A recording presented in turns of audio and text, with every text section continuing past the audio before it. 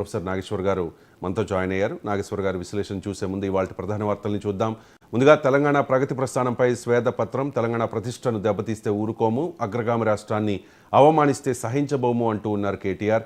ఇవాళ గణాంకాలతో సహా తెలంగాణ వాస్తవ ముఖ చిత్రాన్ని శ్వేతపత్రం పేరుతో మరి కాసేపట్లో బీఆర్ఎస్ పార్టీ విడుదల చేయబోతోంది. రుణమాఫీకి నిధులెలా, సమీకరణ మార్గాల అన్వేషణలో రేవంత్ సర్కార్ ఉన్నట్లుగా ఒక వార్తను చూడొచ్చు. టెండర్ల నుంచి పెండింగ్ బిల్లుల వరకు ప్రాజెక్టుల సమగ్ర సమాచారం ఇవ్వాలి అని అధికారులకు రేవంత్ రెడ్డి ఆదేశించారు. ఇక కాళేశ్వరంపై సిబిఐ విచారణ కోరుతూ కేంద్రానికి లేఖ రాయండి అని భారతీయ జనతా పార్టీ నాయకులు రేవంత్ను డిమాండ్ చేస్తూ ఉన్నారు. పార్లమెంటును కాపాడలేని భారతీయ జనతా పార్టీ దేశాన్ని రక్షిస్తుందా అంటూ ఇండియా కూటమి పార్టీలు ప్రశ్నిస్తూ ఉన్నాయి. మహారాష్ట్రలో 48 ఎంపీ స్థానాల్లో పోటీ చేసేందుకు బీఆర్ఎస్ పార్టీ సిద్ధమవుతోంది.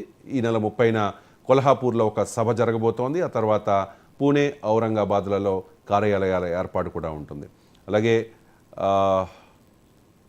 నెక్స్ట్ సీఎం పదవిపై నారా లోకేష్ కొన్ని వ్యాఖ్యలు చేశారు. ఈ వ్యాఖ్యలు వివాదానికి కారణమయ్యాయి. ఈ నేపథ్యంలో పవన్ కళ్యాణ్ క్లారిటీ ఇవ్వాలి అని చెప్పి కాపు నేత, కాపు సంక్షేమ సేన వ్యవస్థాపక అధ్యక్షుడు హరిరామ్ జోగయ్య డిమాండ్ చేస్తూ ఉన్నారు. యువగడం విజయోత్సవ సభకు పవన్ కళ్యాణ్ వెళ్లడంపై మాజీ మంత్రి పేర్ని నాని విమర్శలు చేశారు. తల్లిని దూషించిన వాళ్ల సభకు వెళ్లడానికి ఎంత ప్యాకేజీ తీసుకున్నావంటూ పవన్ కళ్యాణ్ని క్వశ్చన్ చేశారు. అలాగే లోకేష్ అరెస్టుకు అనుమతి కోరుతూ ఏసీబీ స్పెషల్ కోర్టులో సిఐడి పిటిషన్ దాఖలు చేసింది.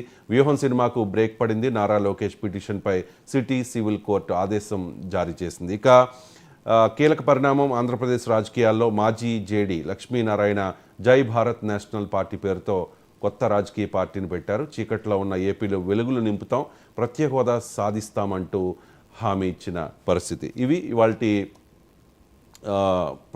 పత్రికల్లో ముఖ్యంగా ఇవాల్టి ప్రధాన వార్తలు.